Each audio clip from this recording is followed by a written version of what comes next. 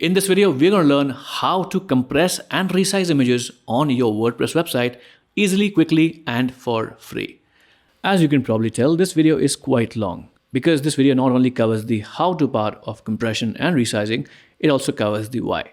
Now we understand not everybody wants to understand the why part of the equation. That's why we've included chapter markers on this video and also in the description of the video, or you can directly jump to this timestamp that I'm showing on the screen right now if you just want to learn how to start compressing and resizing images on your website.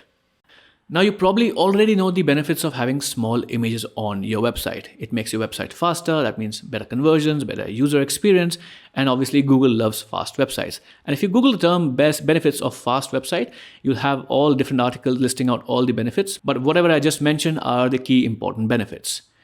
Now before we actually start the process, I'd like to clarify one important thing. Most of you might already know it, but for people who don't know, I'd like to take a few seconds to clarify it first. And the point I'm talking about is the difference between resizing and compressing. So let me show you an example. So here's an image I downloaded from unsplash.com, which is a stock image website. You can download a bunch of free images from there. And the original one is on the left. This is Cookie the dog, who's having a productive day at work, just like me. And as you can see, the original image was 1 megabyte in size and 4752 by 3168 pixels in size. Now, if you download an image from unsplash.com or similar websites, they're usually a large size. And if you just upload this on your server is going to cry for help. But when we resize the image, which means physically reducing the number of pixels of the image, this is what happens. So the image becomes smaller physically. So this resized image is now 1200 by 800 pixels and it is just 95 kilobytes in size. So that's almost just a 10% of the original size. Now this massive reduction in size means that your server does not have to spend that much resources to serve users. You will save on bandwidth, images will load faster, and obviously your users will have a better experience. But we're not done. We have to talk about compression as well. So let me switch tabs. So compression, unlike resizing, does not actually reduce the number of pixels on an image, but it does take away some of the details of the image and makes its size smaller. And the details that it reduces depends on the amount of compression that you use. But usually if you have a little bit of compression, you get benefits in reduction of size, but from the naked eye, you probably cannot tell the difference. So here is the original image which we talked about or which I was demonstrating, this one.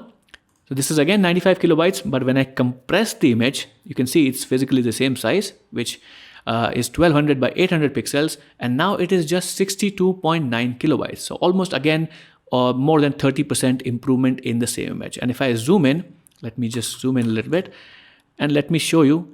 From the naked eye, I'm very sure you can't tell the difference, or from at this distance, you probably can't tell the difference between those two images.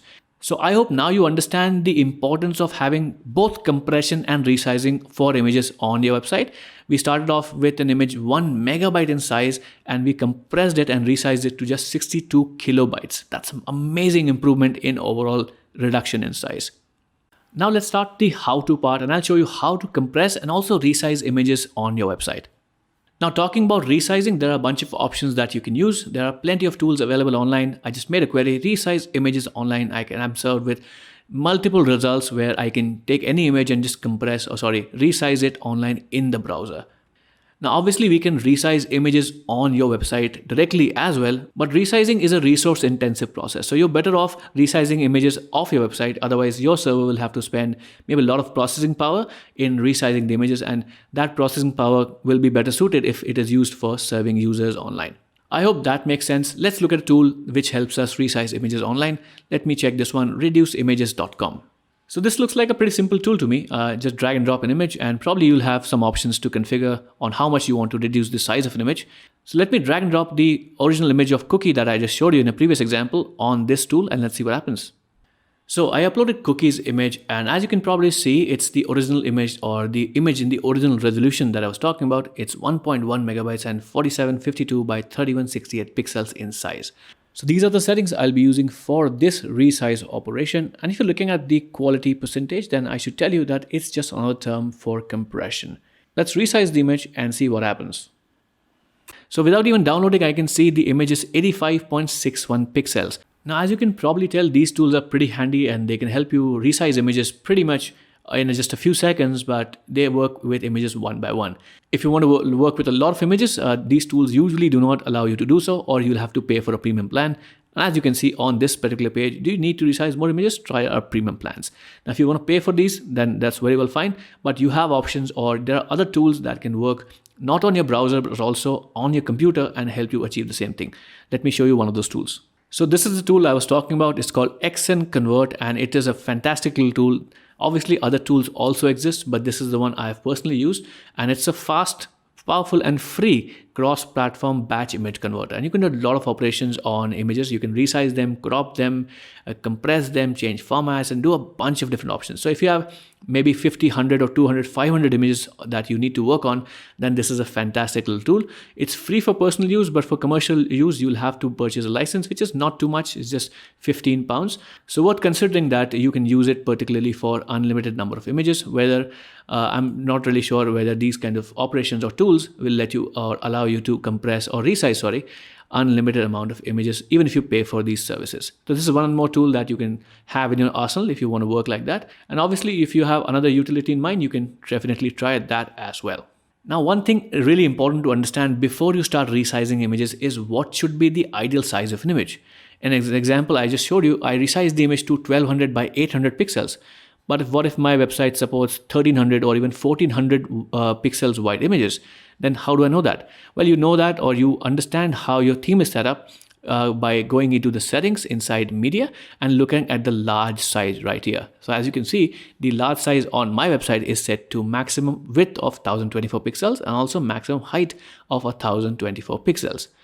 Now, technically, when you upload images to WordPress, even if they are really large, WordPress automatically converts them to these sizes automatically in the background without you having to do anything.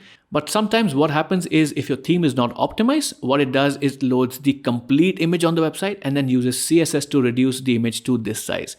And that's just the worst of both worlds, because you're loading the complete big size image on your website, but also showing it in a much smaller format. So to avoid that issue, I would recommend that you resize your images before you upload them to WordPress. Now that out of the way, let's start talking about compression. Now, I assume that you remember that I mentioned that I don't recommend that you use compression from online tools or even software that you can install on your computer. Now, there's nothing wrong with those software. They work absolutely perfectly. But if you use them, then you will lose a critical advantage that can help take your website performance to that next level, give you that extra edge. And what is the edge I'm talking about? I'm talking about modern image formats. Now, if you've not heard of the term modern image formats, let me just give you a brief preview. You've heard of the image formats JPG, PNG, SVG, which is a vector format, and also GIF or GIF, whatever you like to call it, for animations. But there are multiple image formats that have come up after them, a new generation of image formats. And the most popular one is WebP, which is backed by Google and also created by Google. And if you ever tested your website for performance issues, then this is one of the most common recommendations that you would get inside Google Lighthouse and other software or other tools that check your website suite that serve images in next-gen formats.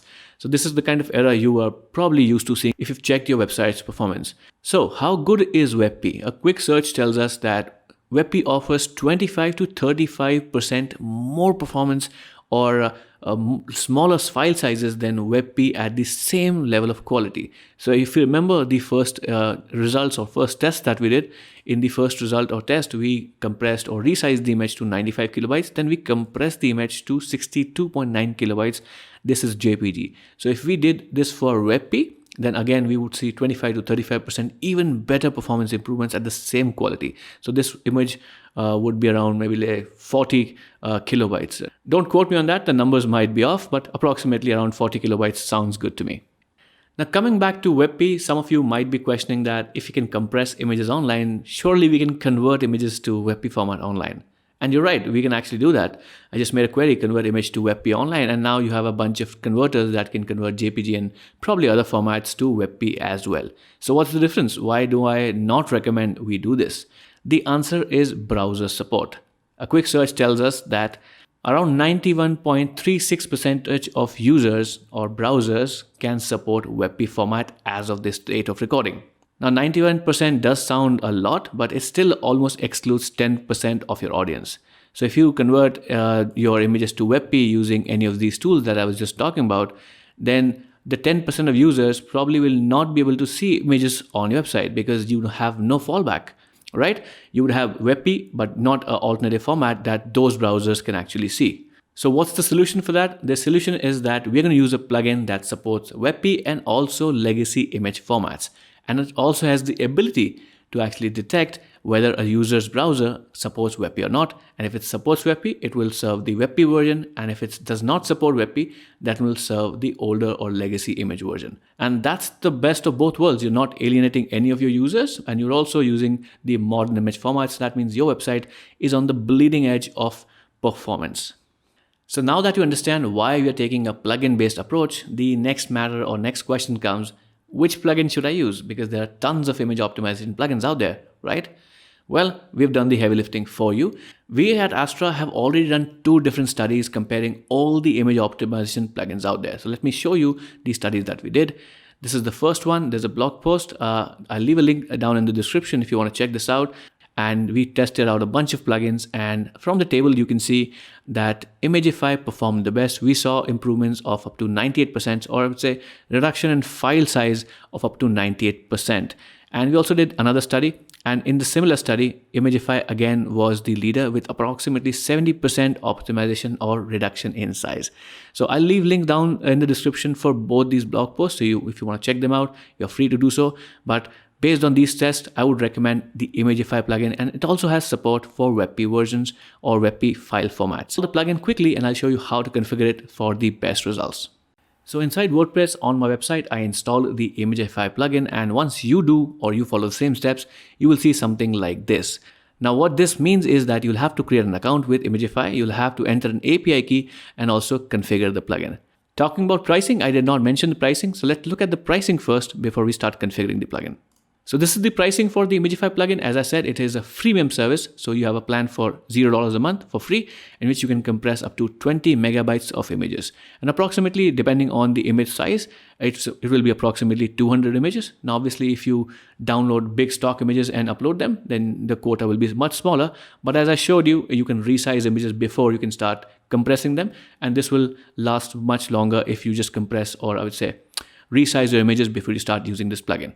And also you have plans for just $5 a month, in which you can compress up to 500 megabytes of images, and also a $10 plan in which you can have unlimited number of compressions per month. That is huge. And also, did I mention that the WebP conversion that I was talking about is completely free for unlimited number of images. So if you're just using the WebP conversion in Imagify, so you have no limits to worry about, and that is amazing as well. Let's head back to our website. So as I said, we'll have to follow these steps before we start using or configuring Imagify. So what I'll do is create an account. I'll enter my email. I'll click sign up. Once you sign up, you'll receive an email something like this. And you can set a password with this and create an account. And if you don't want to do so, just copy the API key, which is here. And we'll enter this inside WordPress. So let me copy this. And I'll click the I have my API button. And I'll paste my API key right here.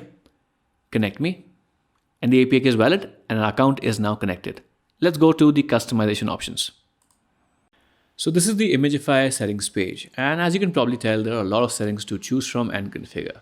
Now to save some time, what I'm going to do is cover only the essential settings, and the rest of the settings you can probably figure them out. And if you'd like to see a complete video on how we can configure Imagify for the best results, then leave a comment down below on this video and we'll consider doing a video just on that.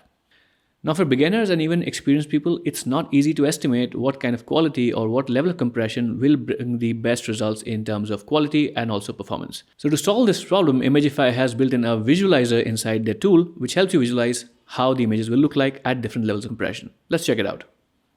So inside the visual tool, you can compare 2 different kinds of qualities of images. On the left, you can think of it as a before, and on the right, you can think of it as the after.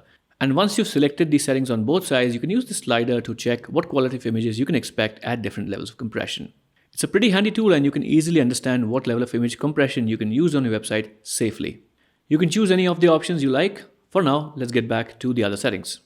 Leaving the other settings at their default values, let's head to the Optimization tab. And this is the option which controls the conversion and the usage of WebP images on your website.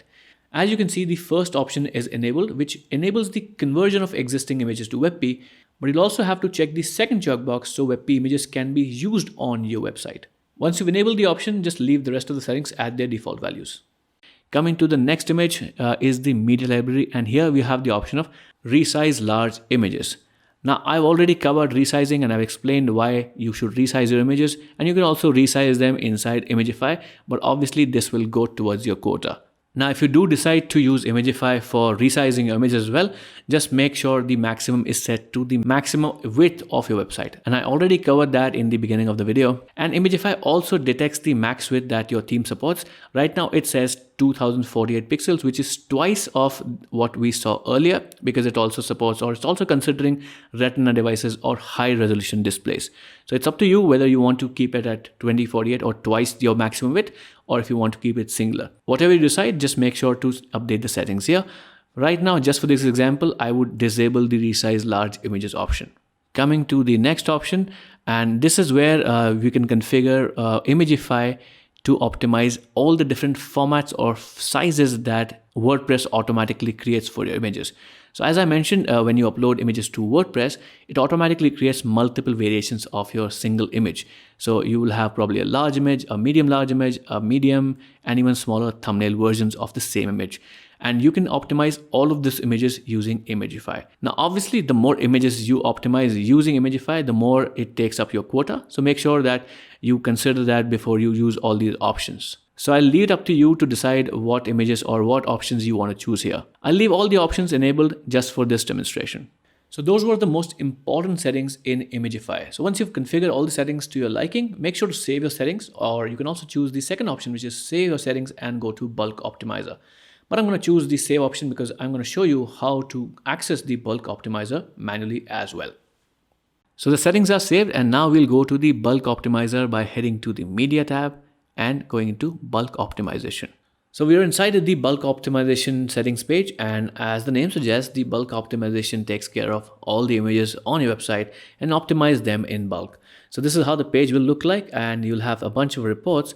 But let's start the bulk optimization process first, let it complete, and then we'll run through the reports on what we see here. So let me start the process by clicking this button which says Imagify them all. And you'll see this notice come up on the screen which says, please be aware that optimizing a large number of images can take a while depending on the number of images on your server and network speed, which is obvious. You must keep this page open, which is important if you want the bulk optimization to complete. Do not navigate away from the page. Do not close the tab, otherwise the process will be interrupted. Once you've understood that, let's start the optimization. And the process has begun. Let's wait till the process is complete and then we'll run through the reports. Alright, so this took quite a while, and now we can analyze the report and see what we can see. So this is the number of images we optimized with Imagify. This is the percentage of size that we saved with Imagify. So 63% improvement in overall, or reduction in overall image sizes. That is a huge improvement. And we also see some optimized and unoptimized images percentages that we can see right here, which just shows us the percentage of images that we optimized. And now I have this much credits left. And if you remember, I didn't have 100% to start with because obviously I've been testing and using Imagify. So depending on the number of images on your website, your mileage may vary. And also coming at the actual report, so we see 16 images have been optimized, and the optimized image file size is now 3.97 megabytes, which was originally 11.45 megabytes. So coming again, 63% improvement in just a few minutes. That is amazing. Your website and your server will be thankful for these improvements. So this was the bulk optimization, but this is not the only way we can optimize images with Imagify. We can also optimize images on a per image basis by going to the media library. So let us explore that option. So inside the media library, you'll probably notice that the layout has been shifted forcefully to the image list view, and also a new tab has been added called the Imagify tab, which shows up a bunch of information about the images and the optimizations applied to them. So as you can see, you have a bunch of information here, the original size of the image, the original saving. Look at this, 95%, 50%, 60% savings in images. And you can also restore to the original image. For example, if you have a post or where the image quality is of paramount importance, you can restore it to the original and Do remember that we enable this setting inside the settings that we can preserve the original option as well. And we can also re-optimize them to, or re-optimize existing images to other compression levels. So our default, what we selected was aggressive.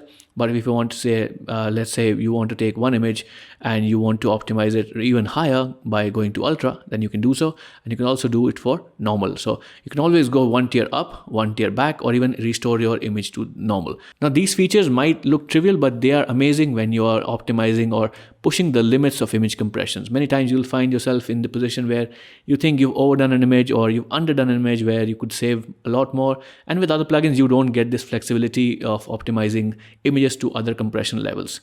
And this is one of the reasons I recommend Imagify to you over other image optimization plugins. So we've learned a lot of new things today. We learned how to compress our images using the Imagify plugin. We also learned how to resize our images using free utilities that run in the browser or your computer, and the benefits of having compressed and optimized images. And obviously we also talked about the next level or next generation image formats which are supported by Imagify as well. So I'd highly recommend that you check out Imagify. The link is down in the description, and also the blog post that I mentioned will also be linked down in the description.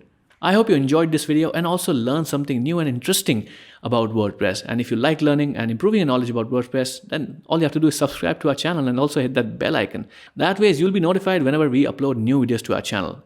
And if you did end up liking this video, don't hesitate to leave a thumbs up on the video. It encourages me to work harder to produce these kind of videos for you guys. If you already didn't know, you are listening to Yuvraj from Brainstorm Force, and I hope to catch you in the next video really soon. Till then, take care and stay safe.